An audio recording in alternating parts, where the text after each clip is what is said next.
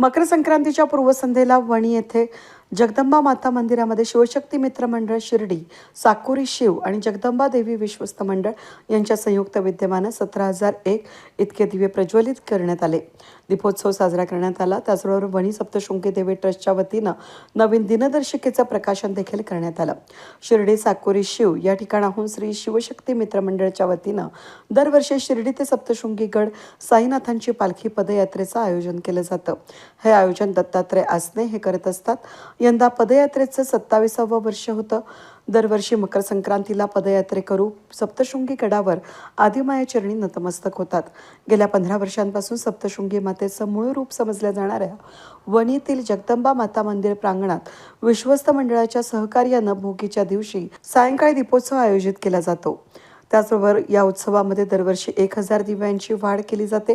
यावर्षीही त्यामध्ये 1,000 दिव्यांची वाढ करण्यात येऊन एकूण 17,001 दिवे प्रज्वलित करण्यात येऊन हा दीपोत्सव साजरा करण्यात आला.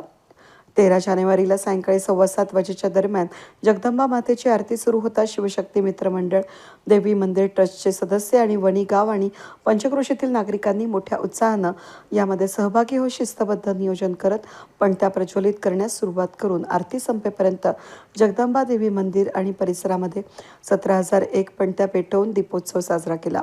यावेळी देवीच्या मंदिरासह देवीसमोरील सभामंडप, परिसरातील झाडं, पाण्याचे 3ही तलाव नेत्रदीपक दीपोत्सवानं उजळून निघाले होते. या उत्सव यशस्वीतेसाठी सप्तशृंगी देवी ट्रस्ट, शिवशक्ती मित्र मंडळ, त्याचबरोबर वणीसह पंचक्रोशीतील भाविकांनी परिश्रम घेतले. वणी सप्तशृंगी देवी ट्रस्टनं दिनदर्शिकेचं या दरम्यान प्रकाशन केलं. यावेळी वणी पोलीस स्टेशनचे सहाय्यक पोलीस निरीक्षक गायत्री जाधव, देवी ट्रस्टचे अध्यक्ष राजेंद्र थोरात, पोपटराव थोरात, गणेश देशमुख, रवींद्र थोरात, राकेश थोरात, रोशन पवार, अमोल देशमुख, मनोज थोरात, रमेश देशमुख, सुरेश देशमुख, प्रवीण देशमुख, वणी शहर ग्रामस्थ यावेळेस उपस्थित होते. वेद न्यूजसाठी प्रतिनिधी सागर मोर, वणी.